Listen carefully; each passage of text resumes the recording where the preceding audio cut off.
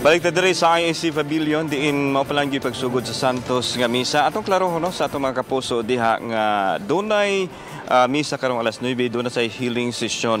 Unya, kutobra ni sa alas 12 sa tungang gabi bukas sa publiko alang sa moari diri.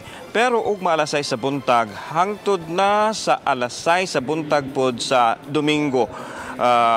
Pwede bukas kini diri alang sa mohawok o mohikap sa relikiyas ni Santo Padre Pio, mga kapuso. Unya, kini ra ba di ang pagbisita sa heart relic ni Santo Padre Pio diri sa nasod, posibleng una o katapusang pagbisita niya.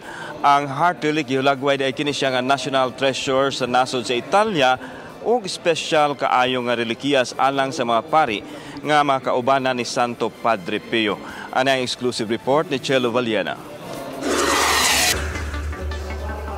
Dili unta madadi ni sa Subo ang relic sa kasing-kasing ni Santo Padre Pio.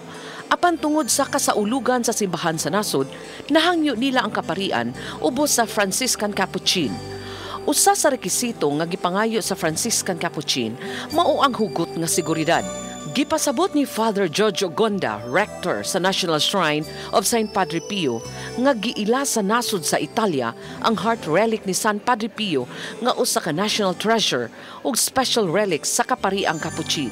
Actually, that's the reason why ang feeling ko this would probably be the last time na ilalabas itong puso ni Padre Pio, itong heart ni Padre Pio, kasi it's very fragile and it's quite ang tawag nga nila perikuloso, dangerous. Nabalaka usab ang kapariang Capuchin sa mahitabo sa heart relic ni San Padre Pio tungod sa kainit sa panahon sa nasod.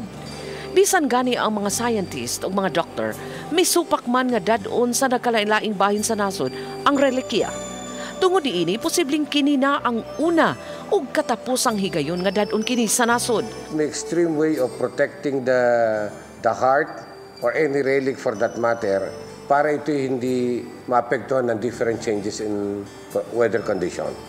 Samtang mga Capuchin fathers nga escort sa heart relic, mihulagway sa grabing kainit sa mga deboto.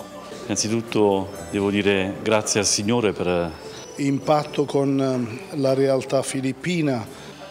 Gihulagway ni Father Raymond Maria Igbalik, interpreter, nga nahimo silang emosyonal ug natandog sa kainit sa pagtuo sa mga Subuanon.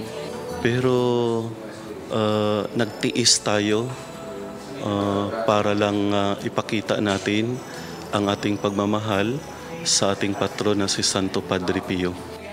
Chelo Valiana, Balitang Bisdak.